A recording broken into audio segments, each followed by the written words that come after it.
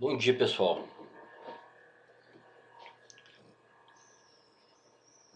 Daqui a pouco a gente começa. Bom dia.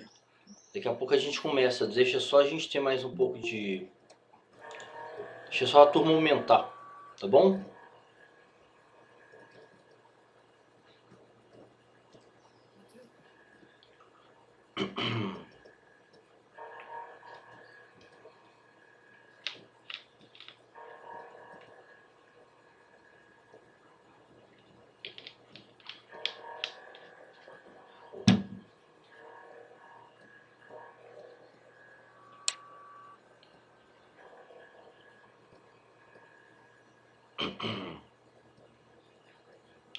Bem, gente, eu queria só avisar para vocês que essa aula está sendo gravada, né? Então, depois da aula, eu vou disponibilizar para vocês, né? O objetivo aqui é que as discussões, né? As dúvidas, os esclarecimentos, né?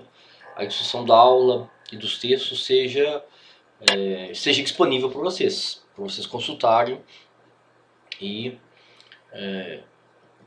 estudarem mais, né? Esse material vai ficar disponível para vocês, né? Ok? Então depois da aula eu envio o link para vocês, o link no YouTube que vai ficar disponível.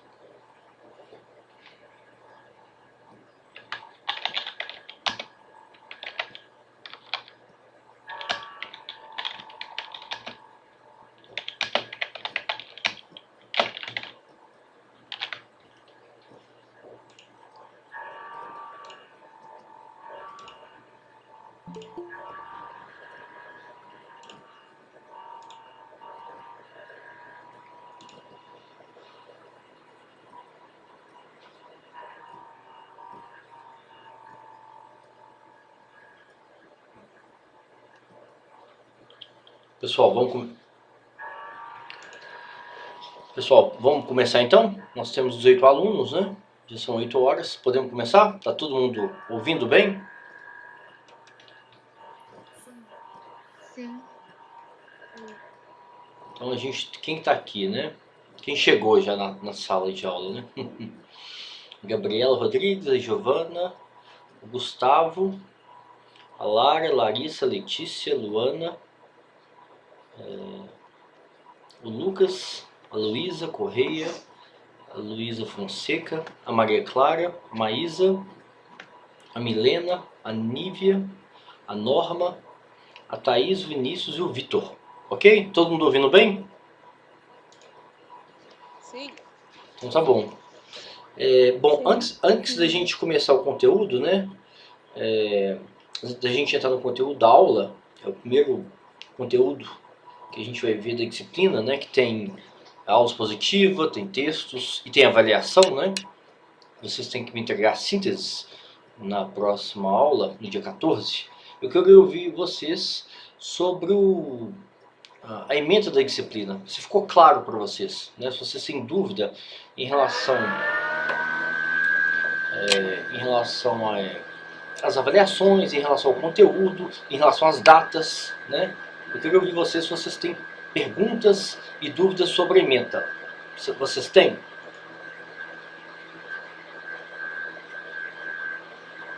Tem em uma das sínteses que tá falando que é para dia 13.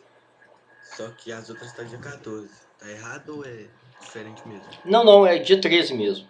Eu que achei. Porque a ideia é que vocês me enviem um dia antes da aula para eu dar uma olhada, né? Para eu tirar ideias da síntese, né? Ou seja, as dúvidas que vocês têm, os pontos que vocês acharam centrais nos textos, nas aulas. Então, me envia até o dia 13, tá bom? Hein, gente? Eu quero ouvir vocês. Vocês leram a ementa? Todo mundo leu a ementa? Sim. Sim. Vocês leram Sim. a aula? Vocês conseguiram ler a aula, ler os textos? A ementa faz sentido para vocês? Então tá bom. Então vamos passar para o conteúdo, né? As dúvidas que vocês tiverem, depois vocês me falam e eu respondo para vocês aqui na aula, ou por e-mail, ou no WhatsApp, tá bom? Pode falar, Gustavo. Professor, tem uma pergunta. Você vai gravar essa aula e deixar disponibilizada pra gente? Sim. Ela está sendo gravada agora. E aí, então, o sentido de gravar é que as perguntas, ou seja, o sentido de gravar a aula é que esse material esteja disponível para vocês consultarem e estudarem mais, né? Então, para isso a gente tem um diálogo, né? Não pode ser só um monólogo, tá bom? Então, assim que terminar a aula, eu vou deixar disponível no YouTube e aí eu passo o link para vocês, tá bom? Ok, obrigado. Pode falar, Luana. O primeiro texto, a página que começa, 39, tá no meio do capítulo. É lá mesmo? Eu li isso ontem, o título do capítulo, eu coloquei o título, não coloquei? O título do capítulo é uma abordagem, não, turismo lazer. Eu não coloquei o título do capítulo não, né? Eu esqueci. Eu até abri ontem, deixa eu abrir aqui de novo.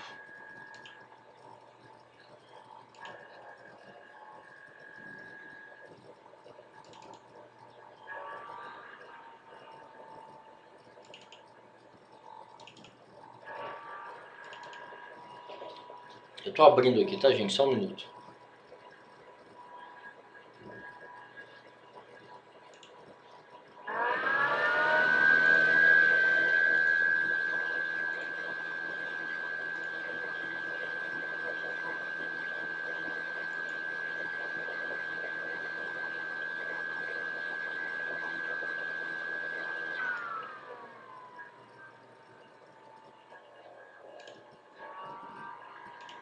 Eu tô abrindo aqui, daqui a pouco eu checo o título do capítulo, tá bom? Só um minutinho. Mas vocês tiveram tempo de ler a aula? Vocês conseguiram ler a aula e ler os textos? Então, eu queria ouvir de vocês, né? Quais são os pontos mais instigantes, né, da aula? E quais são as dúvidas que vocês têm em relação à aula? Quando eu digo em relação à aula, eu digo o PowerPoint que eu passei para vocês. Depois a gente passa para cada um dos textos, tá bom? Então eu quero ouvir vocês em relação à aula, ao material da aula.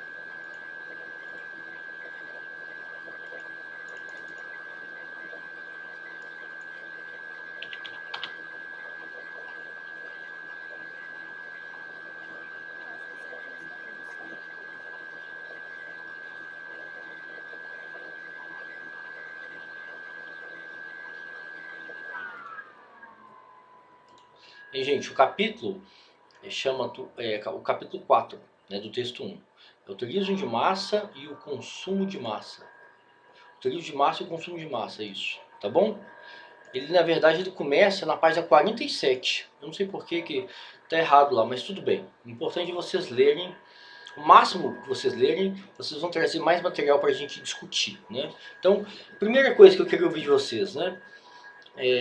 O que significa democratização do turismo? Né? Por que esses dois conceitos são centrais? Democratização e padronização, né? O que vocês entendem? Qual que é a principal diferença do turismo moderno, do turismo de massa, do período pré-moderno?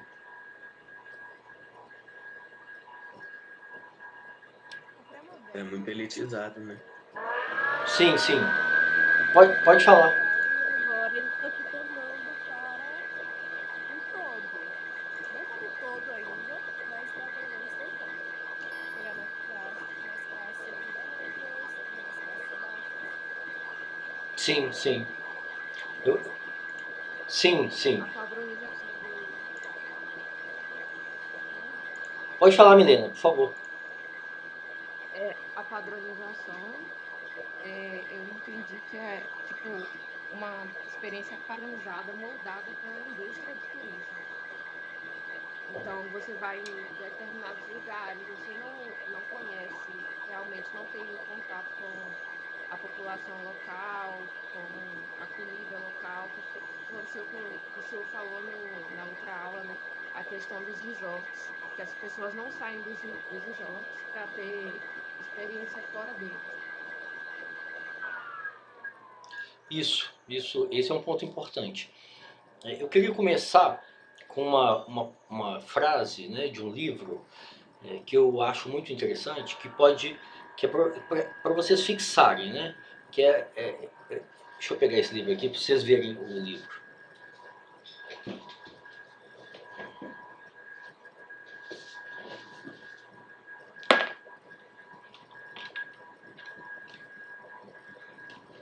Esse livro aqui, ó. Depois eu posso disponibilizar para vocês no IGC. Quando a gente se encontrar no IGC, daqui a pouco nós vamos nos encontrar, né? A gente tem que ser otimista. Né? A gente vai ter produção de vacina em São Paulo, no Rio de Janeiro. Então, provavelmente, no fevereiro, março, a gente já tem vacinação no Brasil. Então, o título desse livro aqui, não sei se vocês estão conseguindo ver, é o Turismo com Metáfora do Mundo Social. É um livro bem interessante, né? Depois, quando a gente voltar para o IGC, eu vou deixar ele disponível para vocês, né? No Xerox, vou emprestar para quem quiser ler ou tirar Xerox, tá bom? Então, o turismo como metáfora do mundo social, ou seja, qual que é a diferença do período pré-moderno para o período moderno? Né? Então, eu vou abrir aqui um quadro para a gente discutir e avançar nessas ideias que vocês já colocaram para a gente, né? A Milena colocou. Quem mais colocou? Deixa eu só ver aqui. O Lucas, a Luísa também colocaram, né? Deixa eu compartilhar aqui com vocês.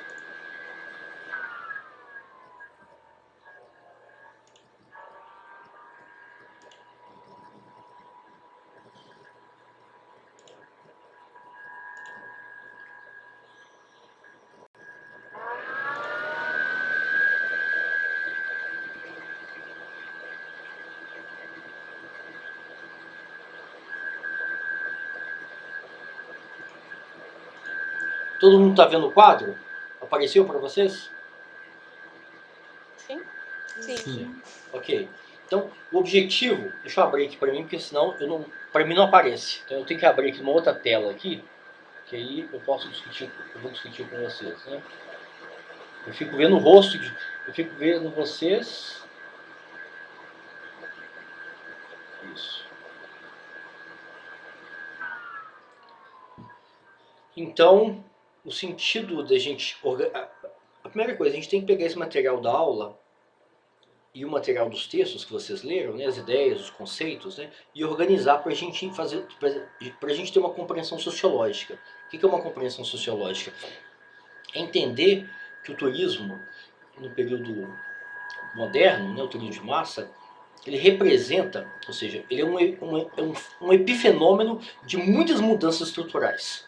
né? Então significa a democratização, significa padronização, significa a criação de uma economia, né, de mercado, significa a criação de um mercado consumidor, significa a criação de uma indústria de entretenimento, né, uma indústria cultural, uma indústria do turismo. Ou seja, são mudanças estruturais que aconteceram ao longo do século XX. Né? Então essas mudanças, uma coisa importante que a gente tem que fixar também é que essas mudanças aconteceram num ritmo de cada país. Né? Então o ritmo de democratização do turismo nos países da Europa Ocidental foi diferente dos países da América do Sul. Né? O ritmo de padronização, de democratização e padronização do turismo no Brasil é diferente da França, da Inglaterra, etc. Ou seja, quando a gente fala em democratização, o primeiro ponto que a gente tem que estar claro para vocês, e eu vou cobrar esse entendimento de vocês nas avaliações, é que esse é um processo em andamento, ou seja, em construção. A gente não tem no Brasil uma democratização do turismo.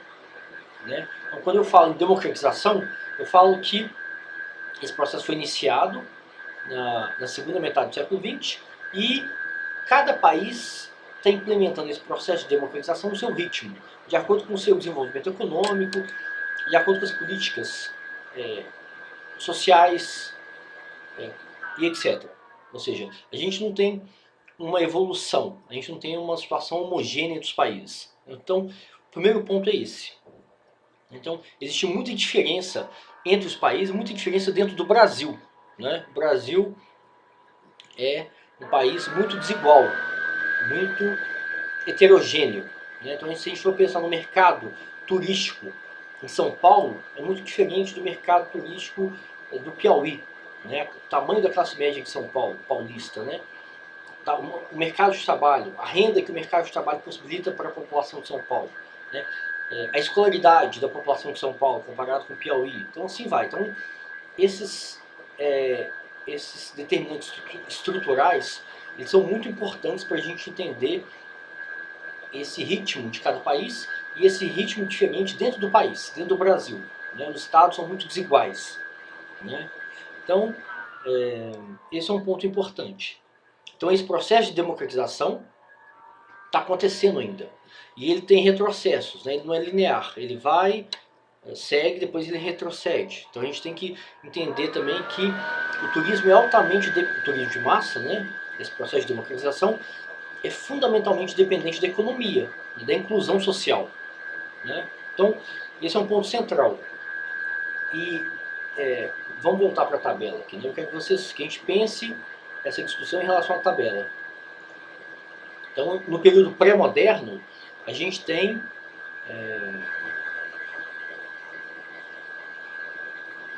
só um minutinho. Só um minutinho que eu quero abrir outro arquivo.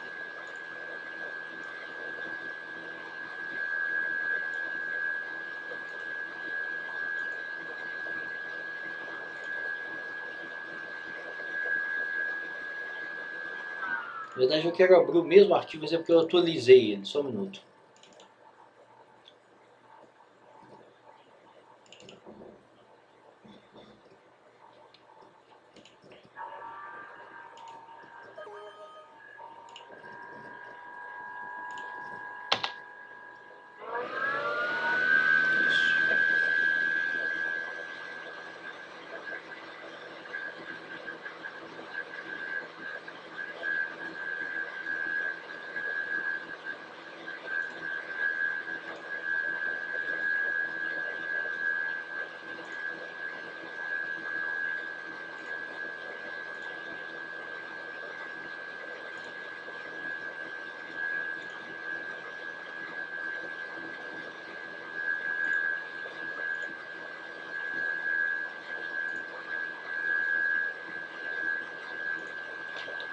Bom, então,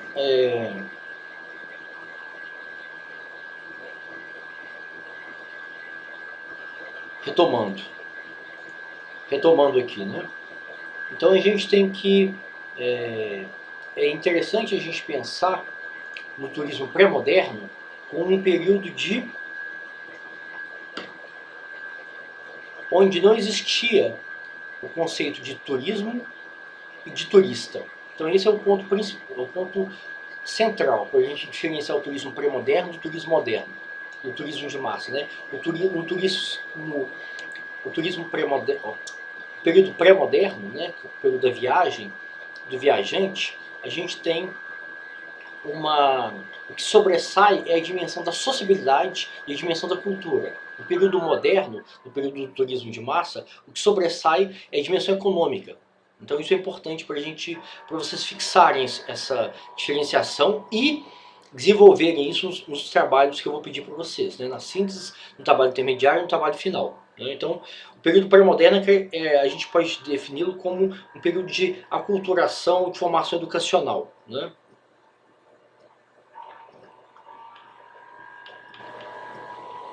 E o período moderno, a gente tem a economia sobressai, né? O turismo passa a ser entendido como um fenômeno de serviços, né? Como uma experiência de entretenimento e de serviços. Né? Então, essa diferenciação é muito importante para a gente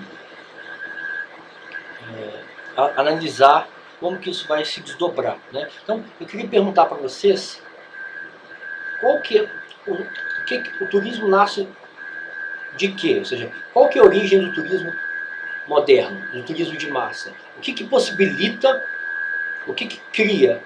Né? Qual que é a origem do turismo de massa, do turismo contemporâneo? Eu quero ouvir de vocês. A busca pelo entretenimento, talvez? Não. O que cria o turismo? Né? Qual que é o polo oposto que permite a criação do turismo? Né? É o mercado de trabalho. Então aqui a gente pode fazer uma dicotomia, né? Uma polarização entre o trabalho e o turismo na modernidade. Então, no período pré-moderno, não existia essa oposição entre o trabalho, que é o mercado de trabalho, um trabalho massificado, e o turismo. Isso não existia. O que existia eram classes ociosas, era a viagem como uma experiência de imersão, o viajante como aquele que quer ser aculturado pela cultura local, ou seja, ele quer ser transformado. O viajante está dentro do cotidiano dos moradores. Né? Esse é o período pré-moderno. Né? Então, o que sobressai, né, o que é hegemônico, é a dimensão da sociabilidade e a dimensão cultural. É importante vocês fixarem isso. Então, no período pré-moderno, não existe uma oposição entre trabalho. No período pré-moderno, existe essa oposição entre trabalho e a viagem, né? Entre o trabalho e o viajante. Né? A viagem e o viajante têm um objetivo de imersão numa sociedade nova, numa sociedade estranha. Então, o viajante ele quer ser aculturado, ele quer fazer parte de uma sociedade com novos valores, novas culturas, nova religião e etc. Então, o objetivo da viagem é um aprendizado cultural, educacional. Né? No turismo de massa, o turismo que a gente experimenta, que a gente conhece, ele nasce do mercado de trabalho. Ele nasce de uma expansão do mercado de trabalho, né, que vai criar condições econômicas de consumo, né, o direito às férias remuneradas, ou seja, vai existir uma imensa transformação que vai criar uma massa de trabalhadores, né, e essa massa de trabalhadores vai demandar uma válvula de escape. Então o turismo ele nasce como uma oposição ao mundo do trabalho. Então o século XIX, o século XX, que formou a sociedade brasileira, formou a sociedade contemporânea que a gente conhece, né, é o século do trabalho em massa, né, que cria uma massa de trabalhadores, uma parte classe média baixa, uma parte classe média, outra parte classe média alta, ou seja, a gente tem uma sociedade de consumo criada por esse mercado de trabalho, que possibilitou um incremento educacional, um incremento cultural, um incremento de renda. Então a gente hoje pode viajar. Né? Viajar, a gente tem férias remuneradas. Claro que isso não é um movimento linear. Né? Hoje a gente tem no Brasil 14 milhões de desempregados. Então, o mercado de trabalho e a economia, né, ela tem retrocessos, né? Ela não anda em linha reta. Então, o que é o mercado? Né? Então, o turismo, que é diferente da viagem, o turista, que é diferente do viajante, ele é produto desse mercado de trabalho. Né? Então, o mercado de trabalho, ele na verdade é o espaço de trabalho, na verdade, é o espaço da produtividade, né? Do controle, né? Da rotina do cotidiano. Então, o turismo nasce, né? Ou seja, ele nasce como uma forma de escapismo desse controle, dessa rotina, desse cotidiano. Né? Então isso é interessante para a gente entender como que o turismo na sociedade contemporânea, na sociedade de massa, né, o turismo de massa, é muito mais complexo do que o turismo, do que a viagem, né, do que o período pré-moderno, o período da viagem e do viajante. Né? Então esse polo, essa polarização, né, esses dois polos, é que fazem a gente entender o desenvolvimento e a diversificação do turismo contemporâneo, né? E a radicalidade da diferença em relação ao turismo ao período pré-moderno, que é o período da viagem do viajante. Eu queria ouvir vocês agora. Vocês entenderam essa oposição entre trabalho e o turismo? Eu queria ouvir vocês.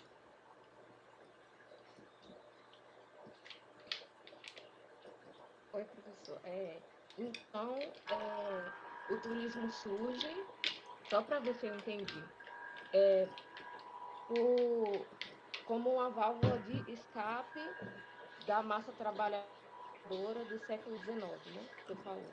A massificação do turismo, na verdade, o turismo nasce, ele começa a se desenvolver o turismo de massa na metade do século XIX, mas ele realmente sai da Inglaterra, né, ganha o continente europeu, ganha os Estados Unidos, ganha uma parte da América, né, no século XX, na segunda metade do século XX. Então eu coloquei na aula expositiva, no PowerPoint, eu coloquei uma espécie de uma evolução disso, né, uma espécie de etapas. Eu coloquei são 4 etapas que eu coloquei, né?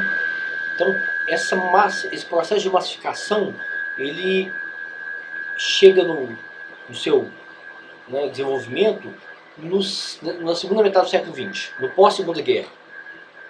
Né? Mas pode continuar, Milena, pode continuar seu raciocínio. Era só isso mesmo. Então, o ápice dele, né, é no século XX, depois da Segunda Guerra. É só porque eu estou anotando aqui. Obrigada. Isso, mas isso está no PowerPoint. Vocês leram o PowerPoint, hein, gente? Vocês conseguiram ler? Sim. Então, importante a gente fazer ter clareza, né? Organizar as nossas ideias, organizar o material que vocês estão lendo na aula e nos textos, né? Fazer essa oposição entre trabalho e trabalho como rotina, né? Como o espaço da cobrança, da responsabilidade, da coerção, não é isso? E o turismo. Né? No período pré-moderno, não existia essa polarização. Né? A gente tinha só a viagem e o viajante, no sentido da imersão, no sentido de aprender uma nova sociabilidade, de aprender uma nova cultura, né? E aprender no sentido do idioma, dos valores, da cultura, da religião, etc. No sentido amplo. Né? E agora não, agora o turismo está muito... a concepção, né, do turismo em oposição ao trabalho tem muito a ver com o lazer. Então o turismo é o pequeno período que a gente tem de lazer. Né? Então vamos pensar no trabalhador no Brasil. Né? Vamos pensar o Brasil é uma sociedade muito desigual, uma pirâmide. Né? Vamos pensar que toda sociedade é uma pirâmide. Né? Então, a gente tem na base dessa pirâmide aquela parte da sociedade que tem menos capital educacional, menos capital econômico, né? Que está no mercado de trabalho. E aí essa pirâmide vai subindo e aí a gente ganha capital cultural, capital econômico, capital educacional. Né? Então isso é uma sociedade, isso é estratificação de uma sociedade. Toda sociedade é estratificada. É estratificada segundo essas variáveis, né? Capital educacional, capital econômico, capital cultural e etc. Né? Então vamos pensar no trabalhador brasileiro. Né? Quanto tempo o trabalhador brasileiro tem de férias no ano? Trabalhador normal. Um mês. Bom, depois vocês buscam isso no Google, né? São 25 dias úteis. Né? O período, a legislação trabalhista, né? A CLT, define que o trabalhador tem 25 dias úteis de férias. Né? E, por exemplo, os professores do FMG, quantos dias de férias os professores do FMG têm no ano, vocês sabem?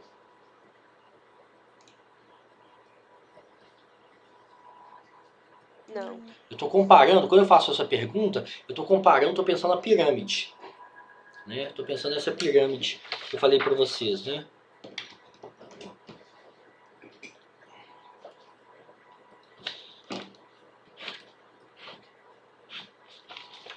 Aqui, ó.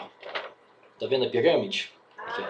Então, na base, a gente tem os trabalhadores com baixo capital educacional, de renda e cultural. Né? E aqui no meio estão os professores da FMG. Então, os professores da FMG têm 45 dias corridos de férias por ano. Então isso mostra uma desigualdade, não é? Vocês concordam que é desigual? E por que é desigual?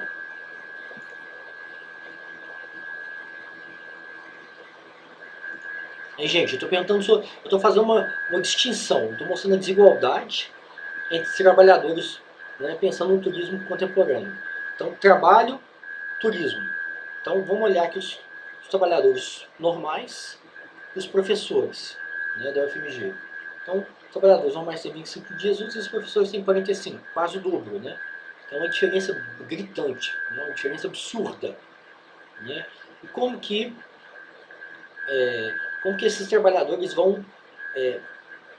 quais as condições que esses trabalhadores, né, esses dois exemplos que eu dei para vocês, têm de usufruir do turismo, né, turismo como um período de lazer, um período de ócio, né, como um período que as regras do trabalho se afrouxam, né, as cobranças, o controle, a demanda se afrouxam. Então, o turismo é uma espécie de escapismo, né, de válvula de escape dessas cobranças e obrigações do cotidiano. Então, de um lado, a gente tem o cotidiano, que é dominado, né, regido pelo trabalho, pela cobrança, pela produtividade, pelo controle, por horários rígidos, né, e do outro lado, a gente tem o turismo. Né. Então, eu não posso viajar durante o meu cotidiano, não posso curtir as minhas férias no cotidiano, porque eu tenho obrigações, né? Eu tenho que responder as minhas obrigações.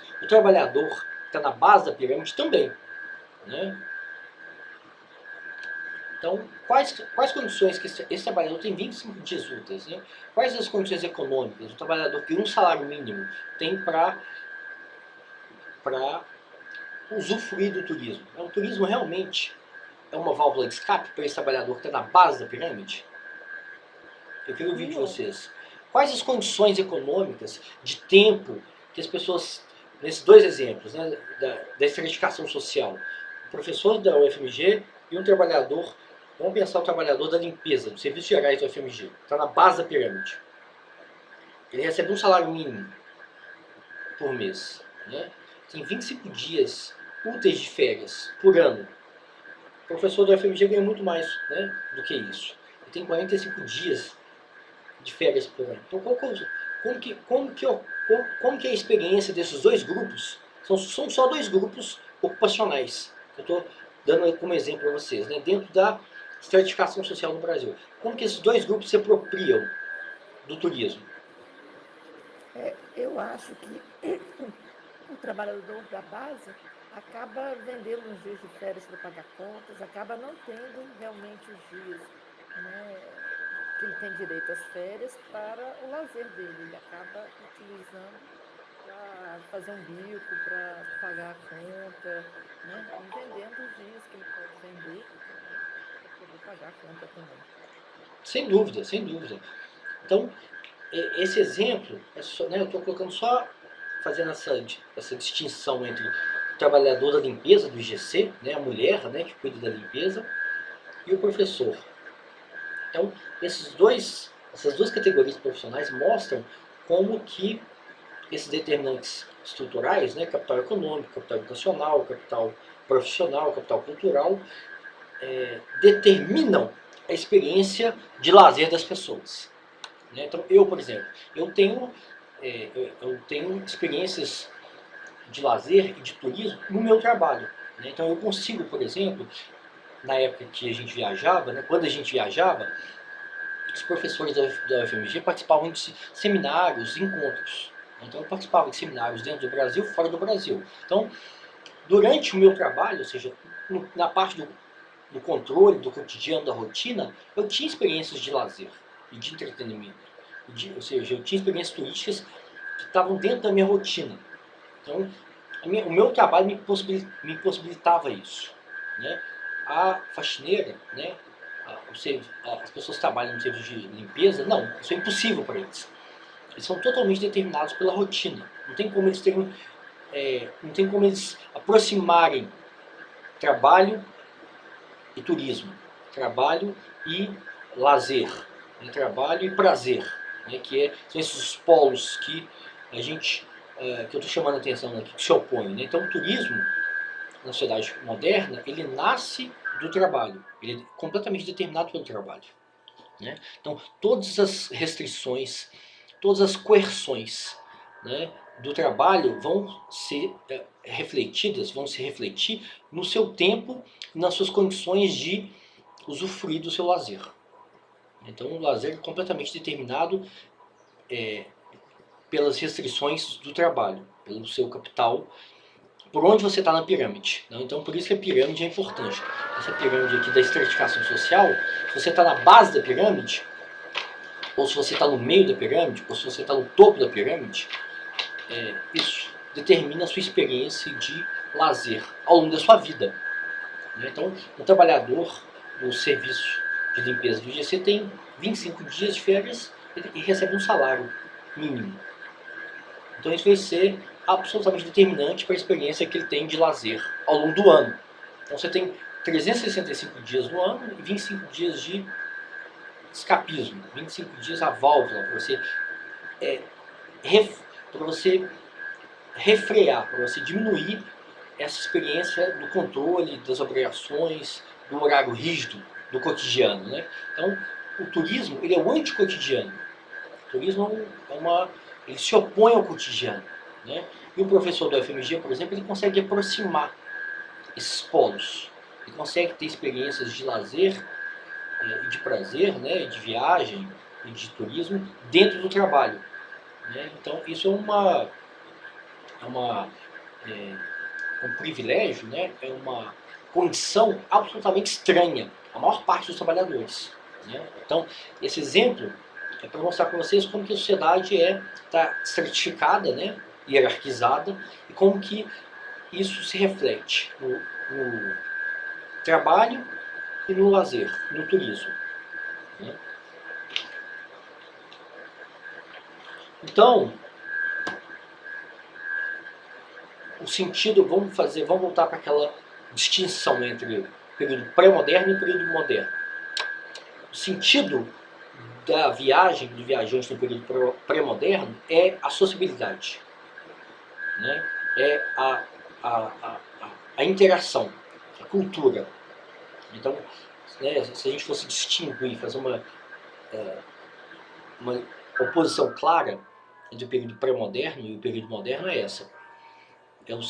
O que prevalece, né, na viagem e para o viajante é a sociabilidade, é o processo de aculturação, a interação, né, a sociabilidade como interação social. E no turismo contemporâneo, né, no período moderno, no turismo, no período de democratização e massificação do turismo, é o turismo como serviço, como entretenimento, né, como escapismo do trabalho. Então, essa oposição é central para a gente ter uma interpretação sociológica do turismo. ok? Vocês conseguiram identificar essa distinção, essa discussão que eu estou fazendo com vocês na aula e nos textos? Hein, gente? Eu quero ouvir vocês agora. Sim. Mas eu quero ouvir mais do que sim, né, gente? Né? Tem alguma parte da aula, algum trecho dos textos, dos 2 textos que vocês leram, que vocês têm que fichar, né, que vocês têm que fazer uma síntese da aula e uma síntese dos 2 textos, então vocês têm que me entregar 3 sínteses que vocês identificam essas características do turismo do período moderno, do período pré-moderno.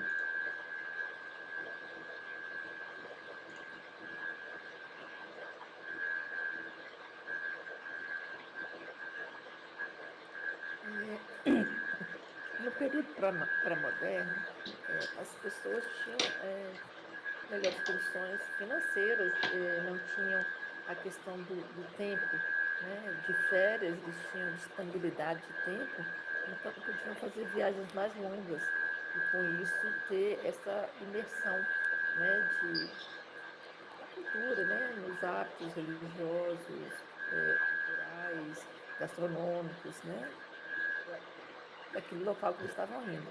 Hoje em dia, as viagens que são feitas com base nas férias, normalmente elas são mais curtas.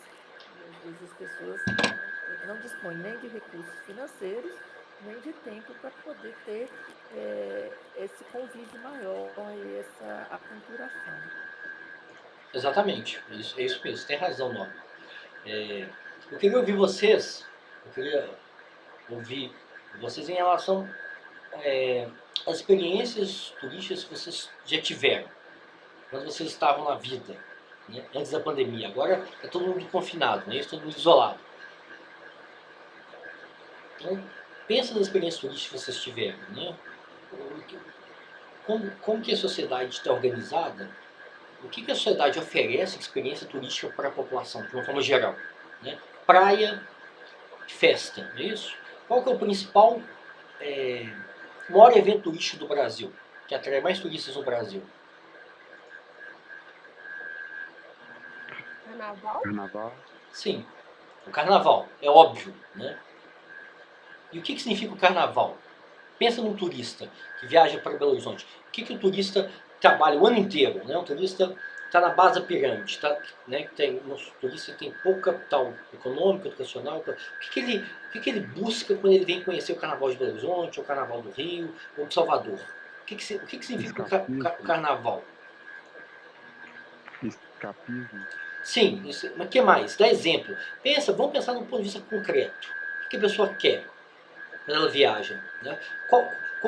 Vamos descrever, vamos fazer uma descrição da experiência de um turista, né? Não é um viajante, é um turista no carnaval. Vamos descrever o que ele busca, quanto tempo ele fica, né? Ou seja, quais as condições da viagem. Conhecer a cultura do Brasil? Conheceu isso, sim, também. O que mais? Hein, gente? Vamos fazer uma descrição. No Pra gente... carnaval, principalmente, eu acho que eles querem aproveitar mesmo. Sim. Eu acho que é mais sair da rotina. Tipo, por mais que seja pouco tempo, o carnaval, querendo ou não, é um evento mais acessível. Tipo, dá pra você ir gastar R$10, dá pra você ir torrar um dinheirão também. Isso. Mas ele tá buscando sair da rotina de uma forma que cabe no bolso dele. Então isso é importante, uma festa popular. Uma festa popular que oferece eventos, né? Música, dança, festa, uma aglomeração de pessoas, né? Gratuitas. Você tem muitos, então você tem eventos, claro, que são pagos, que são caros, mas a maior parte desses eventos as pessoas conseguem ter acesso à música, à dança, etc., a encontrar gente diferente, né? Gratuito. Né? Então, o que mais? As pessoas querem curtir. O que significa curtir? Então, lá em Salvador, falar a experiência de lá, né? O carnaval antes tinha mais uma mistura das classes sociais, mas agora, tipo, eles estão dando para fazer carnaval dentro das comunidades, sabe? E eu entendi que foi uma forma de afastar as pessoas mais pobres, né, do circuito que realmente é o mais conhecido, que é o Barrondina e Campo Grande lá. Afastar as pessoas. E ainda tem as questões dos camarotes também, que são caros, que promovem uma segregação, né? Você está dizendo que o carnaval ele é hierarquizado, não é isso? Ele reproduz essa hierarquia, ele reproduz essa estratificação, né? Eu não conheço o carnaval de Salvador. Eu já fui em Salvador, mas não no carnaval. Mas, ou seja, você tem eventos e atividades que são populares, gratuitas, mas você também tem eventos e atividades que são caras, são mais exclusivas. É isso que você está dizendo? Isso, e principalmente a parte de deles fazerem festas nas comunidades para essas pessoas não irem pro circuito principal, entendeu? Que é lá o Barrondina e o Campo Grande, que é o mais conhecido, que é televisionado e tudo mais. Entendi. Então, qual é o sentido da festa do carnaval? Né? O sentido de qualquer festa, né? É que as pessoas rompam um pouco, né? Quebram um pouco as regras sociais, não é? Não é isso? Então o carnaval, aí claro que o carnaval está associado com toda festa, todo tempo social, do ócio, do lazer, do prazer, está associado com algum tipo de quebra, de algum tipo de rompimento de regra. Né? Do ponto de vista da sexualidade, do ponto de vista do consumo, né, de drogas legais ou ilegais, do ponto de vista do comportamento. Né? As pessoas bebem, elas se sentem menos controladas pelas regras sociais, então elas permitem ter interações que envolvam algum tipo de desvio, né? Ou seja, então o sentido da festa, o sentido do carnaval, o sentido do lazer, né, do turismo, é se opor ao cotidiano, se opor à rotina. Né? Então o sentido do carnaval é aquele escapismo, né? Você trabalha, né, o ano inteiro e aí você tem 3 dias, 4 dias, né, de uma suspensão das regras, uma suspensão das cobranças. Né? Então o carnaval é quando a sociedade brasileira, a sociedade nos Estados Unidos onde tem carnaval, na Europa, etc., ela se permite afrouxar as regras, as cobranças. Né? Então, a gente vê no carnaval muito mais manifestações da sexualidade, né, do consumo de álcool e outras drogas. As pessoas são mais espontâneas, ou seja, as pessoas estão menos sujeitas à cobrança, ao cotidiano, ao controle. Né? Então, o sentido do turismo, do lazer, né, é esse. É um escapismo da cobrança, do controle do cotidiano. Né? E aí, o que a sociedade massificada, uma sociedade democratizada, né, que está se democratizando, na verdade, né, porque isso é um processo, o que ela vai fazer com esse período, com esse tempo e esse espaço tão pequeno que a gente tem de lazer, de ócio, de prazer. Né? Quando a gente compara o tempo, né, e o período, né, o tempo e o espaço que a gente tem para o ócio e para o lazer dentro do ano, dentro do cotidiano, em comparação ao trabalho, é ínfimo, é mínimo, não é isso? Então, eu tenho 45 dias de férias, eu sou professor, faço parte de um grupo que é extremamente privilegiado, mas eu não usufruo, claro, eu não viajo 45 dias, é impossível. Né? Eu estou preso dentro da rotina. E mesmo eu que sou muito mais privilegiado do que um trabalhador do setor de limpeza, do IGC, né, que tem 25 dias e ganha um salário mínimo, eu não consigo usufruir. Né, eu não tenho dinheiro suficiente, meu filho estuda, meu filho, né, tem um monte de atividade. Ou seja, o meu período de férias é determinado pela rotina, pelas cobranças, pelo controle. Né? Então, o que eu quero chamar a atenção é que esse período curto, ínfimo que a gente tem, né? Quase pequeno, tem gente que nem tem férias, não é isso? Tem gente que trabalha, tem gente que durante as férias trabalha, consegue um bico, consegue um trabalho para cobrir as despesas de moradia, de alimentação, de despesa com filho, etc. Então, esse período curto que a gente tem ínfimo, e que muita gente, uma parte muito grande dos trabalhadores não tem, ele na verdade vai ser colonizado, né? Essa é que é a discussão do turismo de massa, vai ser colonizado pela indústria. Então o lazer, o ócio, o tempo do prazer, né? Que é um tempo de suspensão das regras, de quebra das regras, né? Que aflora a nossa busca por prazer, né? Sexualidade, diversão, um certo nível de agressividade, né? Ou seja, toda aquela parte da vida social que é reprimida, né, durante os 340 dias do ano, né, que o controle do trabalho, etc., ele na verdade vai ser colonizado pela lógica do trabalho. A indústria cultural, a indústria turística, né, vai organizar esse tempo pequeno, esse tempo curto do trabalho, do lazer, do ócio, do prazer, segundo a lógica do trabalho. Então essa que é a grande crítica, né, que os autores, os pesquisadores do turismo, né, fazem em relação ao turismo de massa. O turismo de massa vai ser cheio de regras, vai ser cheio de horários, vai ser cheio de controles, né, as excursões, o tempo que você fica no equipamento cultural, o tempo que você fica numa cidade, tudo isso vai ser muito rígido. Os roteiros que eu falei para vocês, né, lembra na aula passada? As pessoas vêm a Belo Horizonte e conhecem 3 lugares, 3 equipamentos. Conhecem o Mercado Central, a Praça, o Circuito da Praça da Liberdade, 3 passos, né? Mercado, Circuito e Inhotim, ou Ouro Preto. Então, toda essa padronização do tempo de turismo, do turismo, do lazer, das férias, né? Que deveria se opor radicalmente ao trabalho, na verdade ele vai ser... Vocês estão ouvindo, gente? Hein? Pessoal? Sim. Ah, tá, porque alguém escreveu aqui no chat, a Maísa escreveu, travou? Então, Para algumas pessoas travou. mas por isso que é bom, por isso que tem que disponibilizar a aula, né? Então, claro que eu posso voltar nesse ponto, né? Eu posso retomar o ponto que parou, né? A discussão que o aluno perdeu, mas por isso que é bom disponibilizar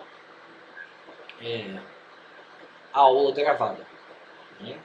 Então, esse é que é o ponto central. Então, o tempo do lazer, o tempo do ócio, né? Ele é o tempo do prazer, ele vai ser organizado de uma forma idêntica ao trabalho, idêntica à lógica do trabalho. Então, isso é que é uma interpretação sociológica do turismo de massa.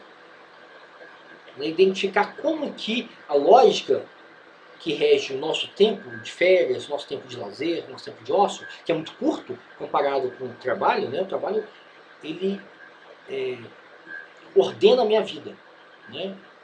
Ele ordena a vida da funcionária do IGC que trabalha na limpeza, que é mulher, né? Normalmente são mulheres. Tem os trabalhos com mais baixo capital educacional e mais baixo status, né? Se a gente for analisar a pirâmide de estratificação ocupacional do Brasil, quem está na base da pirâmide? Quem que vocês acham que ocupam as ocupações menos valorizadas, né? Com menos capital educacional, capital de renda? Qual que é a profissão número 1 das mulheres no Brasil? Vocês sabem?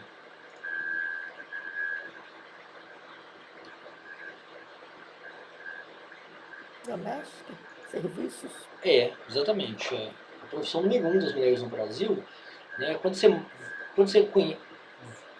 você tem notícia de outros países, as pessoas não têm empregado doméstico como tem no Brasil, né? Empregado doméstico, o empregado para fazer o serviço doméstico é caro. Na Europa, né, na França, as pessoas não têm. Então, eu disse para vocês que durante o doutorado eu morei na França, né, os professores que eu conheci da universidade onde eu estudei, ninguém tem empregado doméstico. A empregada doméstica, ela reflete essa estratificação da sociedade. A sociedade francesa é menos estratificada, né? O salário de um professor da universidade onde eu estudei e de uma professora do ensino fundamental, a diferença salarial é pequena. Existe uma diferença, claro. O professor do UFMI, o professor da universidade lá tem mais status, a renda é maior, mas a diferença é pequena. Aqui no Brasil, a diferença entre um professor, o salário, né, da UFMG e um professor do ensino fundamental, né, da escola pública, municipal, estadual, é um fosso imenso. Então, isso aqui determina, né, essa estratificação, como que essa pirâmide, né, se ela é mais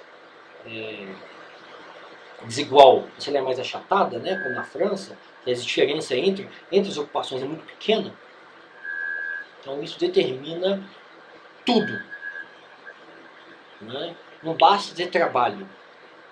A gente tem que analisar do ponto de vista sociológico qual que é a diferença de renda e de status entre os trabalhos, entre as ocupações. No Brasil hoje a gente está vendo o pior dos mundos, 14 milhões de desempregados. Então hoje, né, quando você vive num país como o Brasil, a preocupação imediata das pessoas é ter trabalho, poder pagar conta de luz, de alimentação, de água, de telefonia, né, de celular. Quando você olha para os países da Europa, a diferença não é, o foco não é o trabalho mais, é a diferença entre as ocupações. Né? Então aqui no Brasil a gente tem um fosso. Então, por isso que eu chamei a atenção, por isso que eu fiz essa pergunta, né? Qual que é a ocupação número 1 das mulheres no Brasil? Então é trabalhadora doméstica. Né? E as professoras, né? As professoras do ensino fundamental, do ensino público estadual, municipal fundamental, né? Então na base da pirâmide, são mulheres. Né? Então isso mostra como que a sociedade é desigual. Né? É desigual porque ela tem muito desemprego, as pessoas não têm emprego para pagar as contas, ela é desigual porque a diferença entre as ocupações é imensa, é um fosso. Né? E obviamente que isso vai se refletir no tempo que as pessoas têm de lazer, de ócio, né? De férias, turismo. Né? Por isso que eu coloquei aquela frase para vocês aqui. Ó. Vocês estão vendo essa tabela? Está vendo essa frase aqui? Hein, gente? Sim. O que significa turismo como metáfora do mundo social? Hein? O que significa essa frase? Hein, gente? Estou perguntando para vocês. O que acontece com o turismo reflete na sociedade. Tipo, a É o sociedade contrário. reflete É o contrário. O turismo é um reflexo. O turismo é um reflexo desses determinantes estruturais. Né? Então, se a gente vive numa sociedade muito desigual do ponto de vista de gênero, então uma mulher fazer um mochilão e um homem fazer um mochilão é muito diferente. As experiências sociais com uma mulher, né? A Luísa, a Thaís, a Gabriela, a Giovana, quem mais? Deixa eu abrir a lista aqui. A Larissa, a Maria Clara, a Maísa, e etc.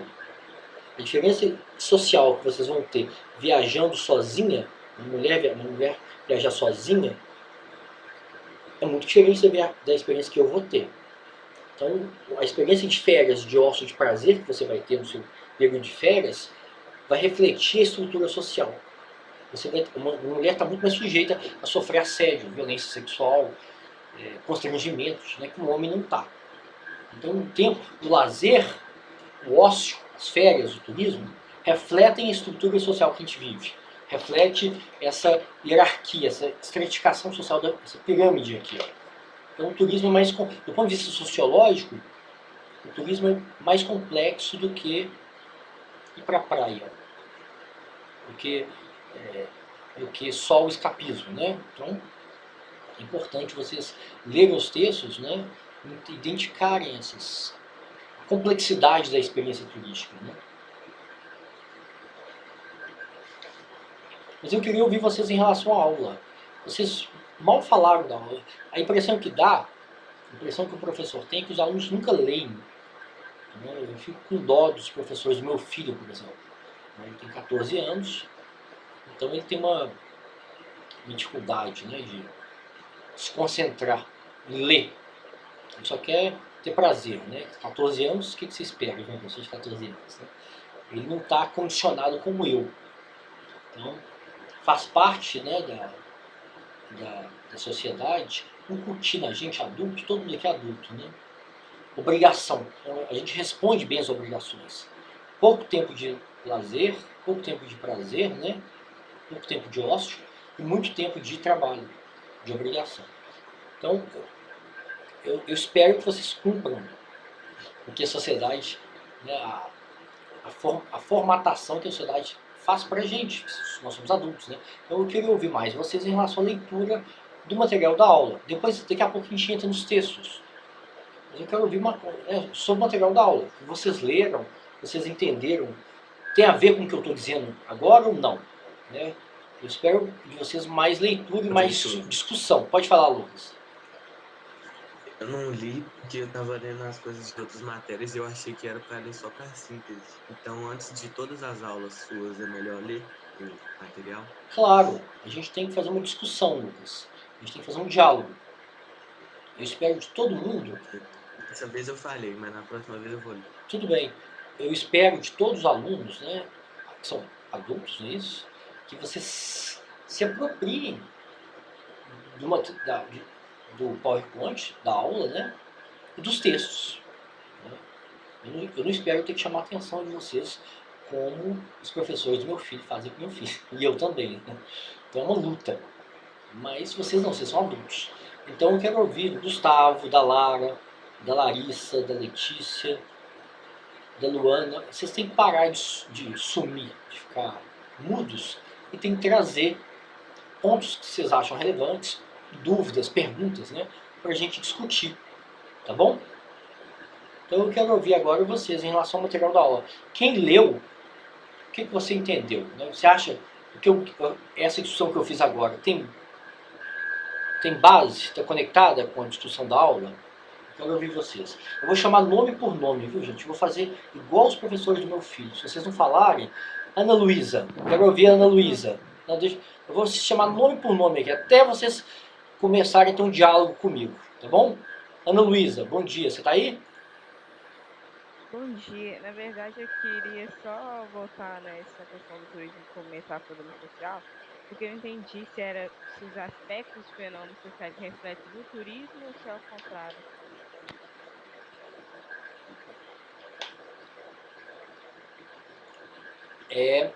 O turismo é um reflexo.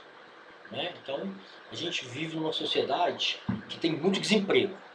Então, o acesso que as pessoas vão ter ao tempo, o tempo de lazer das pessoas, o tempo de prazer e de ócio vai ser mínimo ou inexistente. Se você vive numa sociedade muito hierarquizada, como é a sociedade brasileira, né? Que tem uma pirâmide de estratificação muito rígida, e pior, uma economia que passa por ciclos de recessão, então o tempo de lazer das pessoas vai ser mínimo ou inexistente.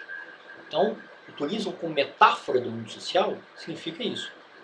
Como eu disse para vocês na primeira aula, quando você vive num país, como a França, como eu tive a oportunidade de ver, você tem um salário mínimo na França em 1.500 euros.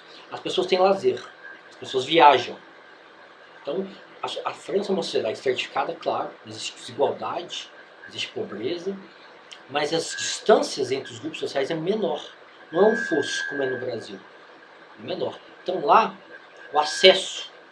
Né? Por que as pessoas viajam tanto na Europa? Né? Por que a Europa tem, sei lá, 500 milhões de turistas circulando dentro do continente europeu e a maioria desses turistas são europeus?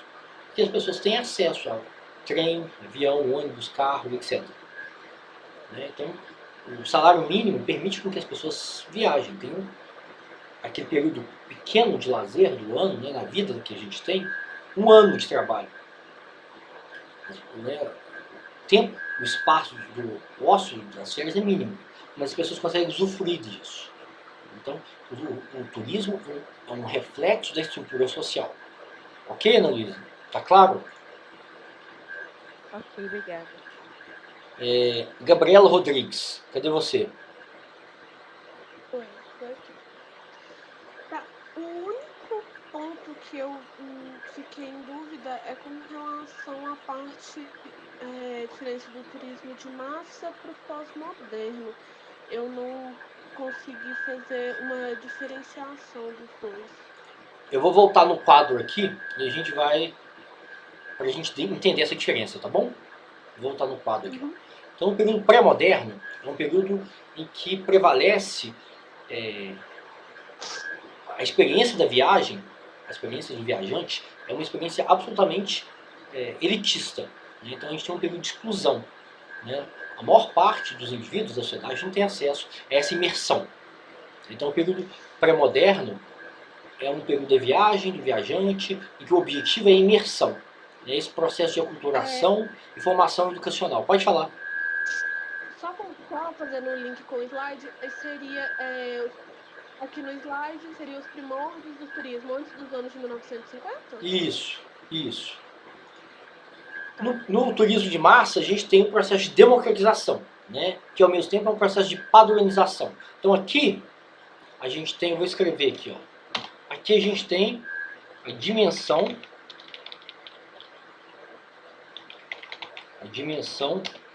da sociabilidade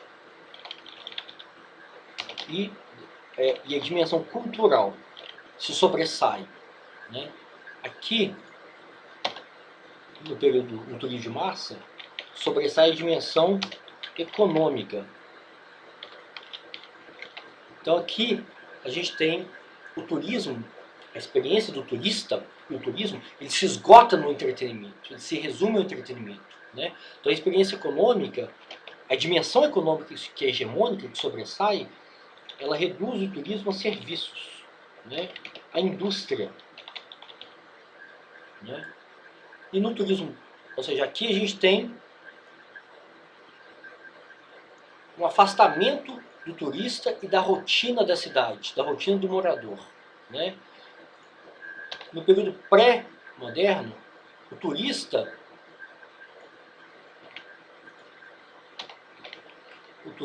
ele está dentro da rotina, do cotidiano do morador. Né? Ele busca essa imersão no idioma, na sociabilidade, nos valores, etc. Né? No turismo de massa, a gente tem um distanciamento, um afastamento entre o turista e o morador. Aqui é o viajante, desculpa aqui está errado, tá vendo? Aqui, ó. O viajante está dentro do cotidiano do morador. Aqui o turista se afasta do cotidiano. E aqui no período pós-moderno, né, há uma busca por experiências autênticas, né, para romper com a padronização. Então, o que a gente tem é o turista, ele se aproxima, né? O turista se aproxima e se apropria da rotina do morador. Pode falar. Vocês estão vendo o quadro? Não, aí seria como se ele estivesse voltando, estivesse mais perto das experiências que eram no pré-moderno. Não tem nada a ver. Então, o turista e o morador, eles vão se apropriar dos equipamentos culturais, né? E das festas da cidade. Na aula passada dos turistas que vão, acho que, para Veneza nos navios, que estavam afastando os moradores de Veneza. Isso, esse é o exemplo clássico do turismo de massa. Então, o turismo de cruzeiro, o turista de massa de cruzeiro, né, que desce 3 mil, a horda, alguns textos chamam de horda, né, de bando, ele afasta a população local. Ele não está interessado em interação. Ele está interessado em consumir cartão postal, né, aqueles roteiros rígidos, que ele conhece 3 lugares da cidade. No turismo pós-moderno, mas essa é uma edição que a gente vai fazer depois, tá? Só estou adiantando aqui para você. No turismo pós-moderno, o morador e o turista circulam dentro da cidade. Então não tem uma diferença. Né? Tanto é que a gente tem um novo conceito, que é o consumidor de lugar. Então a literatura do turismo pós-moderno vai falar que o morador pode ser um turista também. Então o morador de Betim, morador de Ribeirão das Neves, morador de Santa Luzia, ele pode circular pelos equipamentos culturais de Belo Horizonte como se ele fosse um turista. Então, na verdade, é uma outra relação com a cidade, completamente diferente do turismo de massa, completamente diferente da experiência pré-moderna. Mas essa discussão a gente vai ver depois, tá bom? Professor, Pode falar, Thaís. no tanto o turismo de massa e tanto o pós-moderno está presente no dia de hoje? Essa pergunta é ótima, Thaís. Essa pergunta é ótima. Sim, não existe uma substituição, né? A gente tem experiências concomitantes, né? Experiências que ocorrem ao mesmo tempo. Ao mesmo tempo você tem experiências de turismo pós-moderno em São Paulo, né? Tanto é que a USP, o departamento de turismo da USP, né? Estuda, no Brasil é o departamento pioneiro que estuda turismo pós-moderno, por exemplo. Ele está interessado em como que o morador da periferia de São Paulo se apropria de espaços da cidade que são exclusivos para o trabalho. A Paulista, por exemplo, né? Quem conhece a Avenida Paulista em São Paulo sabe que ali é o epicentro da lógica do trabalho, do controle, da produtividade, dos horários rígidos. Então, como que o morador da periferia de São Paulo, que é uma cidade grande, né? Tem mais de 10 milhões de habitantes, né? Uma metrópole, como que ele usa os espaços da cidade como espaços de lazer, né? Como que, então, essa que é o sentido do turismo urbano que a gente vai discutir na penúltima aula da disciplina. E, ao mesmo tempo, a gente tem o turismo de excursão, o turismo de cruzeiro, o turismo padronizado, né? E, ao mesmo tempo, também a gente pode ter um turismo de imersão educacional, né? Um turismo onde as pessoas vão para se apropriar da cultura, né? Aqui no Brasil recebe turistas estrangeiros que vêm estudar no Brasil, por exemplo, e tem uma imersão na cultura brasileira, né? No idioma, nos valores, na sociabilidade. Ele está muito mais interessado em sofrer uma mudança, né? Eu quero aprender a língua, eu quero aprender como que o brasileiro interage, eu quero aprender como que o brasileiro namora, né? Qual que é a sexualidade no Brasil, ou seja, é uma mudança radical, né, nesse turista que vem estudar, esse turista coreano, né, um aluno da Coreia do Sul, por exemplo. Aqui no curso de turismo, até o ano passado, a gente tinha alunos que vinham fazer 6 meses, 1 ano, né, aqui no Brasil, alunos da África, de alguns países da África, a África é gigante, né, alguns países da Europa, alguns alunos, né, da África, da Europa, da Coreia do Sul. Então isso pode ser um período de imersão, de conhecimento, né, radical. O que prevalece tem turismo, mas o que prevalece é a sociabilidade, o processo de aculturação, né? Então essa pergunta é muito boa, Thaís. Entendeu? Entendi. Então todos os três podem existir. Sim, claro. A gente vive numa sociedade muito mais complexa do que a sociedade do período pré-moderno, né? Do período da viagem, né? Ok? Entendi, obrigada. Então, Professor, pode falar. o senhor falou aí das pessoas que moram em lugares mais periféricos, né? Você citou o exemplo da cidade de São Paulo. Mas só que na primeira aula você falou que para ter assim, foi o que eu entendi, né? Se eu estiver errado, você me corrige. Claro. E para ter a Europa tem uma experiência de turismo mais interessante porque eles têm uma estrutura de mobilidade, por exemplo. Então, aqui no Brasil não tem isso. Então, como é que funciona para essas pessoas que moram em lugares mais distantes usufruírem dos espaços da cidade? Né? Entendi. Quando eu falei do caso da Europa, eu falei da viagem, do turismo dentro do país, do turismo entre países. É um turismo clássico, que a Organização Mundial do Turismo está interessada em entender, né? Quando eu me referi a São Paulo, agora eu estava falando do turismo urbano, que a gente vai ver na penúltima aula da disciplina.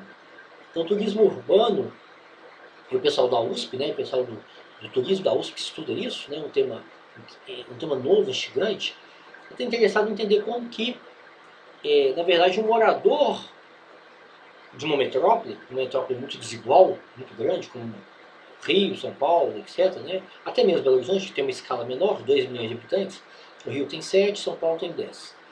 Como que o morador da periferia, que não se apropria dos equipamentos culturais da cidade, né, da praça, aqui em Belo Horizonte, por exemplo, né, o turismo urbano a gente pode pesquisar, fazer estudos, né, pesquisas, para entender como que os moradores de Santa Luzia, de Neves, de Vespasiano, ou de Contagem, etc., como que eles se apropriam dos equipamentos culturais de Belo Horizonte, do circuito cultural da Praça da Liberdade.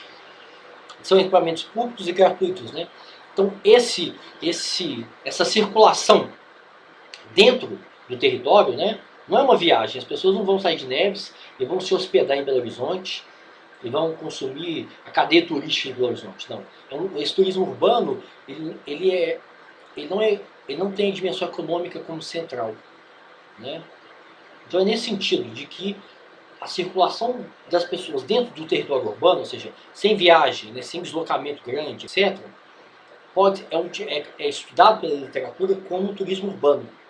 É completamente diferente do turismo de massa, completamente diferente do turismo, do exemplo que eu dei da Europa. Você entendeu?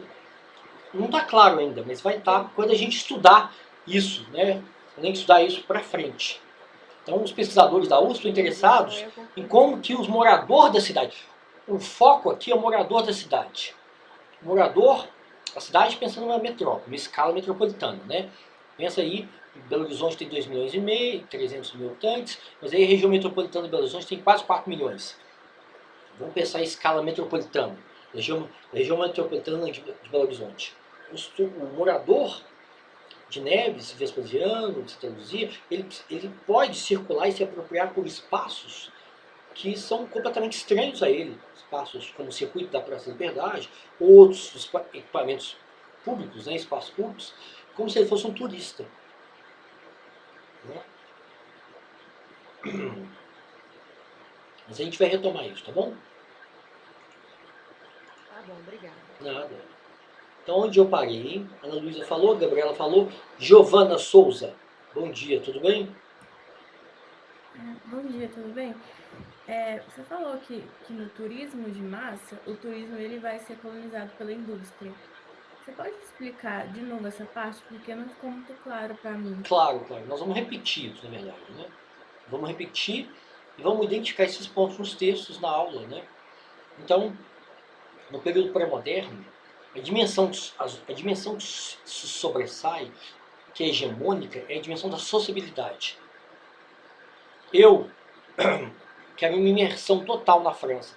Quero aprender o idioma, quero aprender os valores. Não significa que eu vou assumir, adotar todos os valores, todos, né? Não, mas eu quero interagir, né? Fui lá para estudar com meus colegas, com os professores, com os vizinhos, né? Então, eu morei num bairro, eu tive que alugar um apartamento. Meus colegas, quando foram para moradia estudantil. Eu não pude ir para moradia estudantil porque fomos eu, minha mulher, que foi fazer doutorado, e meu filho. Então eu tive que alugar um apartamento. Então eu tive que colocar meu filho na escola pública lá da cidade, né, que eu morei. A gente teve que levar ele no hospital, porque ele ficou doente, né, ficou virose, essas coisas de inverno, né. Então a minha experiência foi grande. Eu tive uma imersão absoluta, assim, uma imersão integral naquela sociedade, né, com o idioma, com os vizinhos, no parquinho, levar meu filho para brincar no parquinho, levar meu filho na escola, ele ficava o dia inteiro na escola, então ele aprendeu o idioma muito rápido, né? Em poucos meses, ele tinha 4 anos. Então a dimensão que sobressai é da sociabilidade, da cultura. Eu estou interessado nisso. Né? E no turismo de massa, a dimensão que sobressai daquele tempo mínimo, pensando na oposição, sempre pensando na oposição entre o tempo do lazer, que é mínimo, o tempo do ócio, do prazer, que é mínimo, dentro do meu tempo, né, do ano, em todos os dias do ano que eu trabalho. Pensando que esse tempo, na verdade, ele vai ser organizado pela lógica dos serviços, pela lógica da economia. Então, no turismo de massa, a dimensão econômica ela é hegemônica.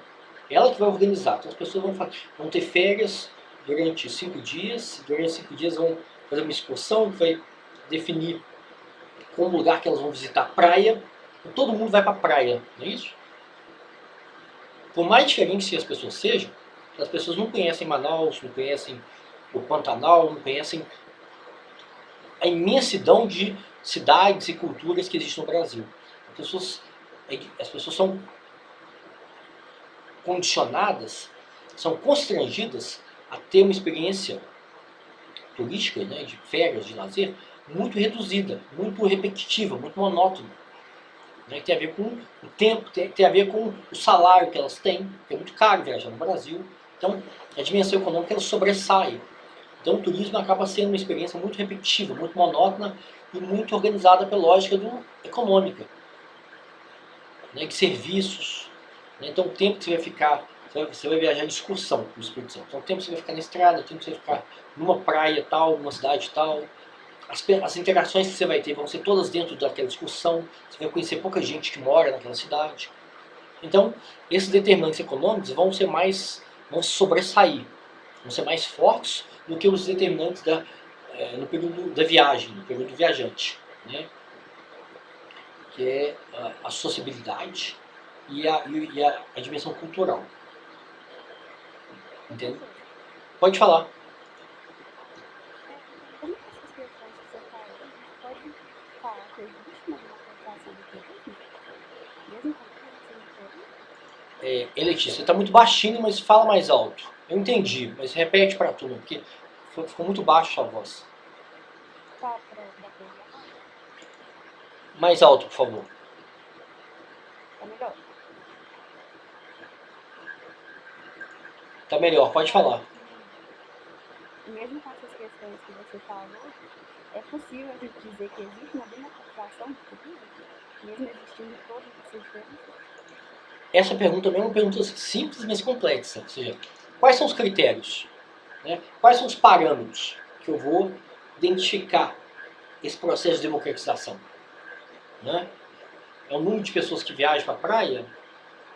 É o número de pacotes que é vendido? Ou seja, quais são os critérios objetivos, os parâmetros objetivos que um turismólogo, que um pesquisador da área do turismo vai usar para mensurar, para medir a democratização do turismo? Isso é complexo. É o número de passagens vendidas durante o período de férias, passagem terrestre, passagem aérea. Então, a OMT, por exemplo, adota um critério econômico. O número de passagens, então ela conta, né? O número de passagens de trem, número de passagens terrestres, número de passagens aéreas, número de hospedagens. Né? Então, do ponto de vista econômico, é possível mensurar essa democratização. Né? Porque ao longo do século XX ela vem crescendo, ela cresceu muito, né? Cresceu todo ano. Todo ano a gente tem uma expansão do número de pessoas que viajam, se hospedam, que se alimentam nos restaurantes. Seja. Então, se você for usar o critério, esse critério, sim, é possível mensurar essa democratização.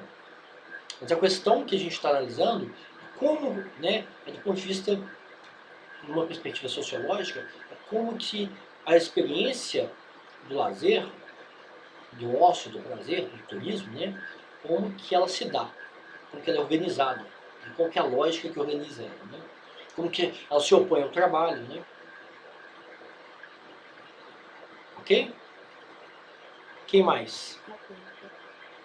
Quem mais, hein? Professor, Pode falar, Luísa.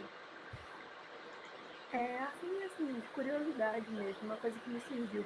Existe algum fator que fez essa mudança tanto na procura das pessoas por experiências autênticas, tipo, se aproximar aí da rotina do morador? Existiu algum fator para isso acontecer ou simplesmente do nada as pessoas decidiram buscar por isso? Não, não é do nada, né? Claro. Então quais são as consequências do turismo de massa? Né? Quais são as consequências do turismo de massa que levam à mudança nas experiências turísticas, que levam que os grupos sociais busquem novas experiências turísticas? Hein, gente? Eu quero ouvir de vocês. Quais são as Eu consequências? acho que, tipo assim, não é bem a consequência, mas uma coisa que eu acho que pode ter contribuído. Tipo, se eu viajo para um lugar e tenho uma experiência de massa, se eu for viajar de novo, beleza, vão ter coisas diferentes, com certeza, pessoas, enfim, mas eu vou ter a mesma experiência, então eu não vou querer voltar para aquele lugar para ter a mesma experiência. Então, se eu for voltar naquela cidade, naquele país, eu vou procurar coisas autênticas. Daí a consequência, né, seria o turismo de massa sempre repetir aquilo dali e não ter uma grande mudança. Sim, sim. Então, a Sator... Eu acho que Pode falar, pode falar. eu acho que é que nem você falou, que a crítica é que o turismo de massa coloca muitas regras, né, no turismo. E aí, isso surge no pós-moderno, né? Que são as experiências autênticas que não tem tanto esse negócio. É Eu verdade. acho também.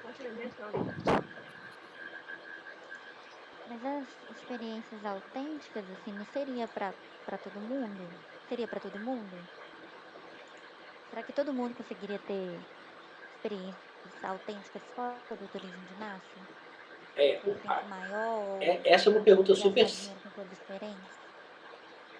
Hein, Não Larissa? sei, isso me surgiu também. Não, está certa. Essa pergunta é outra pergunta simples, mas complexa, que vocês vão ter que enfrentar ela no trabalho final. Ou seja, o que é autenticidade? Né? Na verdade, a autenticidade é o tema da próxima aula.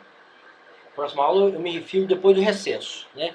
Que a gente vai gastar, segundo a ementa da disciplina que eu passei para vocês, nós vamos gastar a aula de hoje e a próxima aula, no dia 14, para discutir a origem do turismo de massa, o que é o turismo de massa, como que ele se opõe à experiência pré-moderna, como que ela se opõe ao período pós-moderno, e as consequências, os impactos do turismo de massa. A gente está interessado em discutir, né, a partir da experiência de vocês, como turistas, né, todo mundo aqui é adulto, todo mundo aqui consegue tentar organizar e entender as suas experiências, né, como turista ao longo da vida, né, experiência com os pais, com a família, experiência sozinho, né, experiências mais padronizadas, menos padronizadas. Então, a gente tem que... Então, a discussão da próxima... o segundo tema da disciplina é autenticidade. E aí a pergunta é o que significa o conceito de autenticidade? Né? Como mensurar a autenticidade? Né? Então, essa é uma pergunta simples, mas que a gente só pode responder ela se a gente tiver dados de pesquisa, né? Se a gente tiver um conceito, né, bem claro, e ler os textos, né, que fizeram pesquisa sobre isso. Então isso é muito interessante. Né? O que é autenticidade? É você...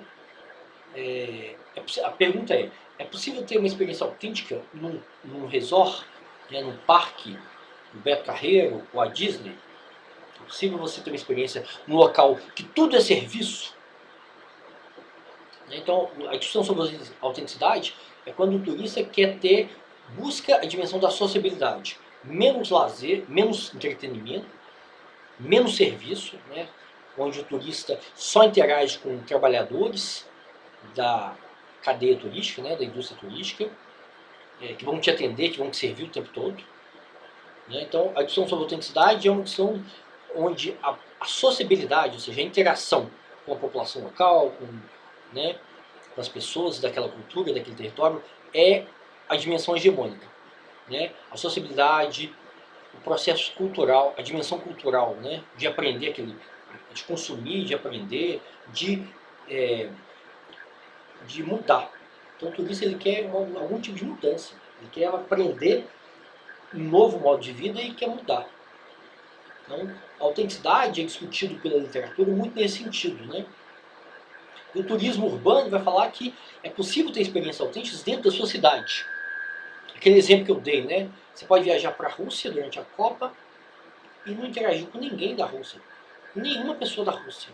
Não aprender o idioma, não aprender a cultura, não aprender nada sobre aquela cultura, sobre o catolicismo ortodoxo, né? Que é completamente o idioma, que usa o alfabeto cirílico, que é completamente diferente do alfabeto que a gente conhece. A comida, você viaja 10 mil quilômetros, gasta 50 mil reais e não conhece nada daquela cultura. E você pode ter uma experiência autêntica aqui em Belo Horizonte.